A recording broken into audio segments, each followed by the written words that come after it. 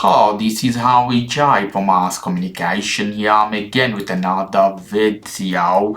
In this we're gonna show you if your microphone or speaker is not working in WhatsApp call, what to do.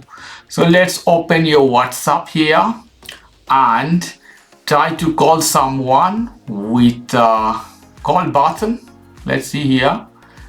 And in your case, if your microphone speaker is not working, you see here mic has pause or something as this. So click here, you see microphone option, decide built-in microphone or you have external microphone, which one is better, that one.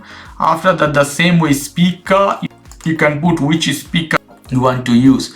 So after doing that, surely one of the speaker, one of the microphone will work.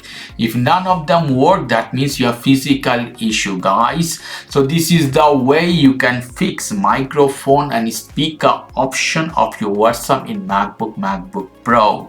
Okay guys, if you like this video, please do subscribe to my channel. Like this segment, please give me a thumbs up. Take care till then, bye.